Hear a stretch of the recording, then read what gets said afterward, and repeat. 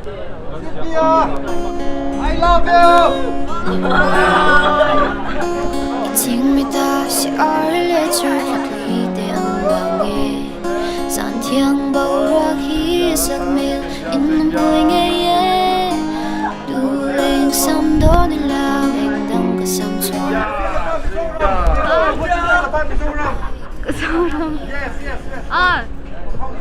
Oh, it's really fun. I like it. I like everything about it. Yes. Thank you.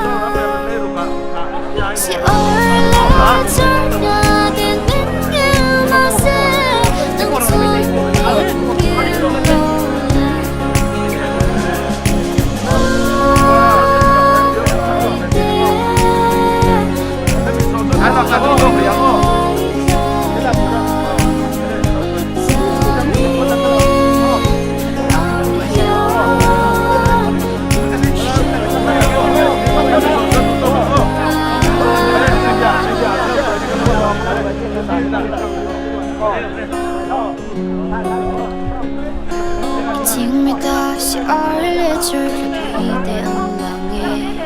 san thiêng bao ra khi giấc mơ in vui nghe đủ lên sắm đó nên là mình đang có sắm cho.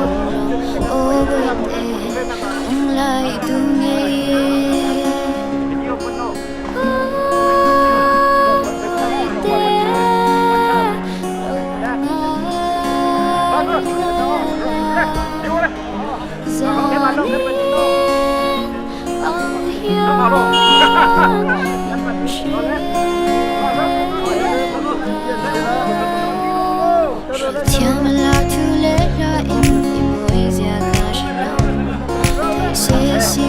Trong tê kiên i phát là ăn sợ mà sẽ bị u tê đón suy qua vàng một tê yang ngồi không lại tu nghe.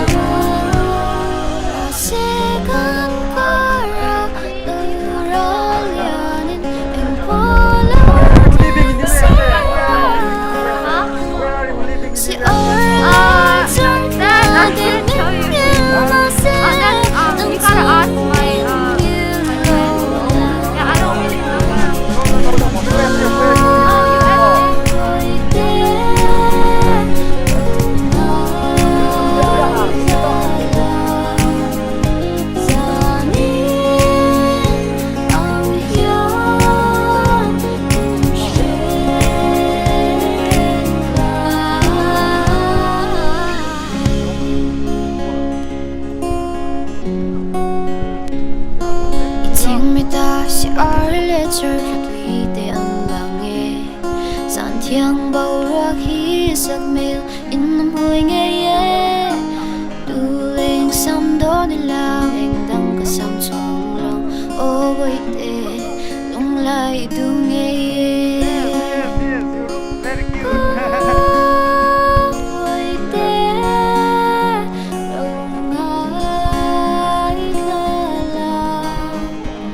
Zanin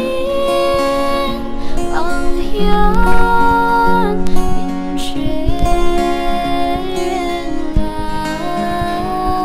She tell me la tu le la in i môi zia ka shalang They say si ar jong te kyan i phật la ang sa ang Ma sen pi pu te non sui Qua vang nu te yang môi Ông lại tu nghe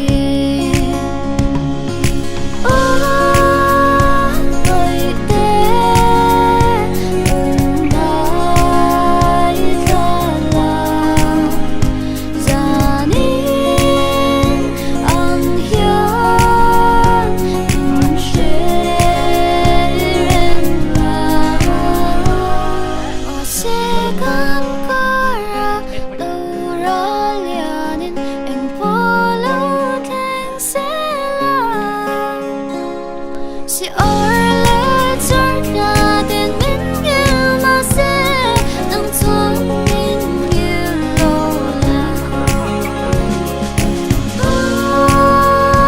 rồi tên nói ra là gia nên ông hiếu cũng sẽ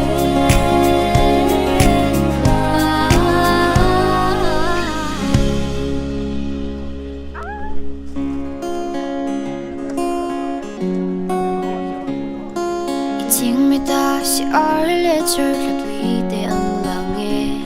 San thiang bao ra khi sak mel in nam hui nghe ye Du lên sam do ni la anh đang ka sam chung long o boi te lung lai du nghe ye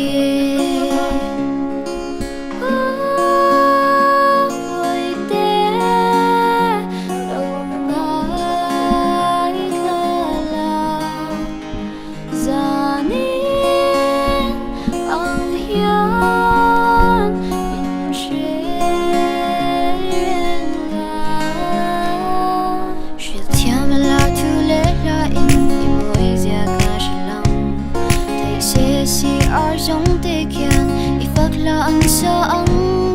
Ma sen pi pu te non sui Qua vang nu te yang môi Lung lai tu nghe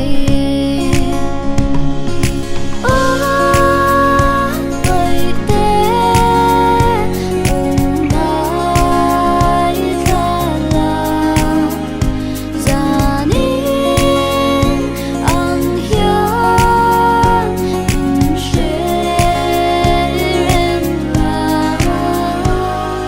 sẽ gắn có ra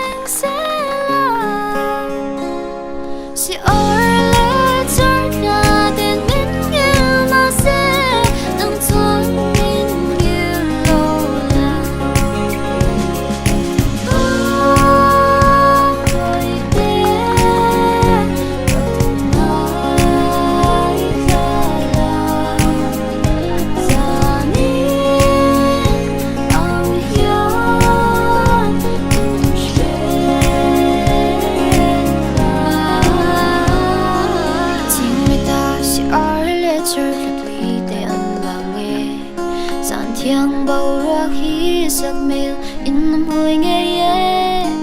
du lên sam đó đi lao anh đang có sam chuông lòng ô vậy tê lung lại du nghe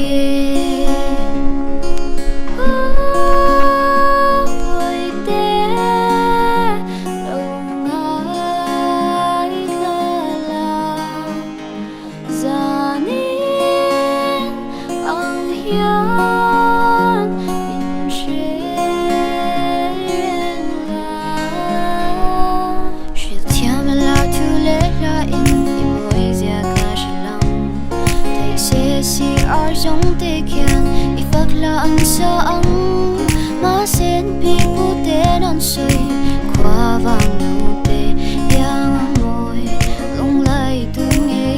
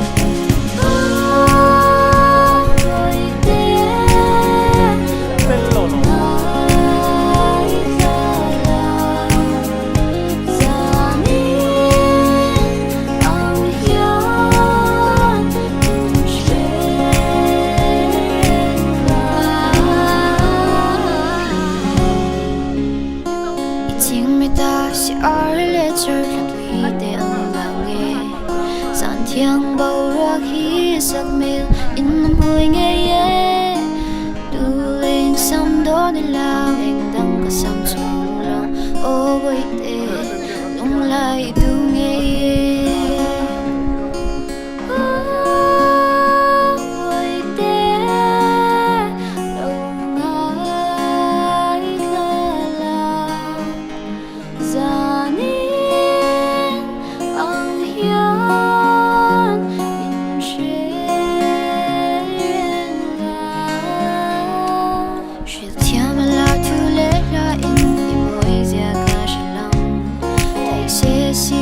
trong tê kian i phật là ăn sa ăn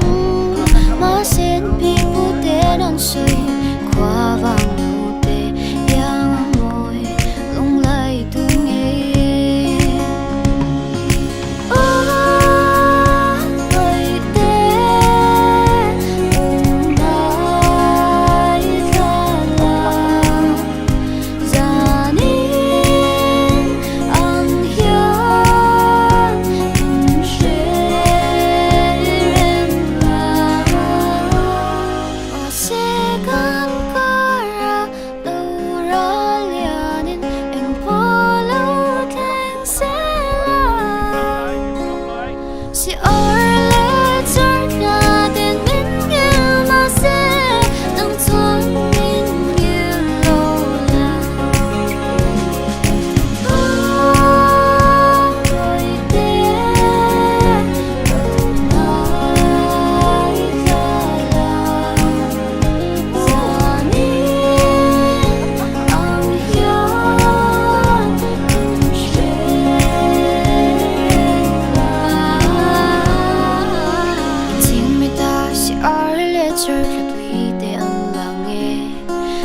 thiang bao ra khi giấc mơ in mùi nghe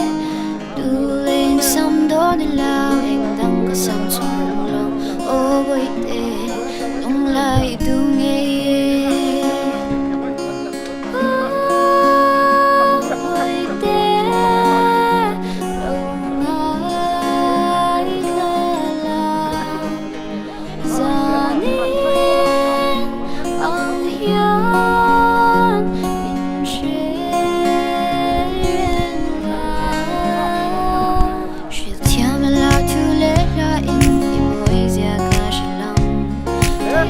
see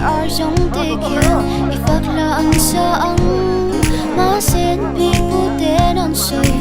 qua vàng nụ tê yang môi lung lại tu nghe chính người ta sẽ ở lệ chờ bị tê ăn bằng nghe sàn thiang bầu ra khi giấc mơ in vui nghe tu lên sắm đó nên là anh đang có sắm chuông ô với tê lung lại tu nghe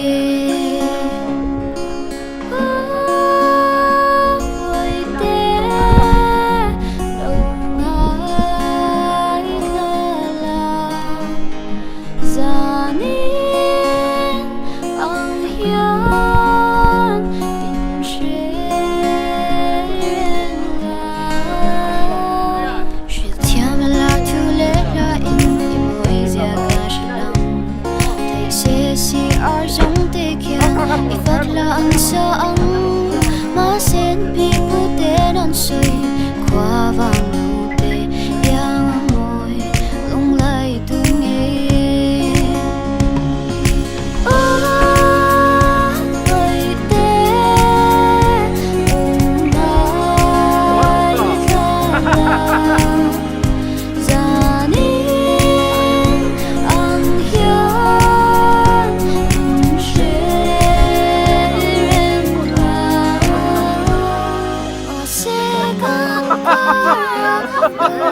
nó mà bị xưa lông muối Hãy